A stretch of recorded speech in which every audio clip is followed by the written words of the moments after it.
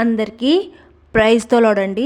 ఈ మధ్యాహ్న కాల సమయంలో దేవుడు మనతో మాట్లాడుతున్న మాట నిర్గమాకాండము 33వ అధ్యాయము 14వ వచనం 15వ వచనాన్ని ఒకసారి అందరము చూద్దాము.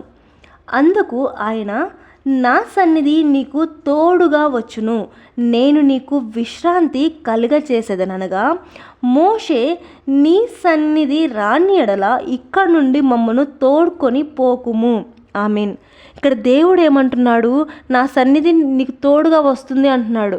మోషే ఏమంటున్నాడు? నీ సన్నిధి రాని ఎల్లా మమ్మల్ని ఇక్కడి నుంచి తోడుకొని పోవద్దయ్యా అంటున్నాడు. ఎందుకు అంటున్నాడు ఆ మాట?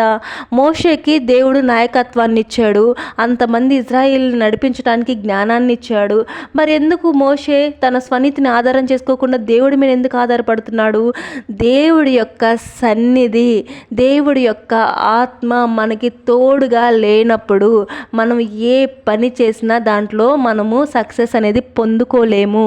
ఆయన సన్నిధి ఎప్పుడైతే మనకి తోడుగా ఉంటుందో, ఆయన ఆత్మ ఎప్పుడైతే మనకి కావలుగా ఉంటుందో, మన ఇంట్లో సమాధానం ఉంటుంది, సంతోషం ఉంటుంది, నెమ్మది ఉంటుంది, అభివృద్ధి ఉంటుంది, అన్నీ ఉంటాయి ఆయన సన్నిధి మనతో ఉన్నప్పుడు.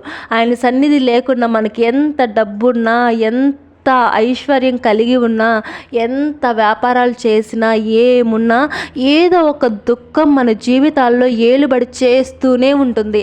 మనం గమనించుకోవాలి.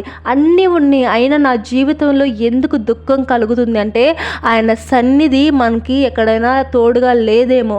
అనేక సమస్యలు వస్తూ ఉంటాయి, కుటుంబంలో కూడా అనేక వేదనలు వస్తుంటాయి, అన్నీ ఉన్నాయి, కానీ ఈ వేదన నేను భరించలేకపోతున్నాను అనుకుంటూ మనం అనుకుంటూ ఉంటాము.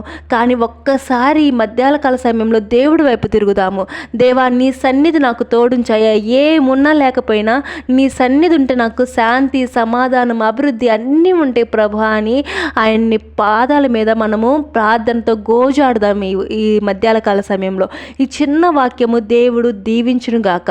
మనందరి జీవితాల్లో ఆయన సన్నిధి ఉండును గాక. ఆమేన్, ఆమేన్, ఆమేన్.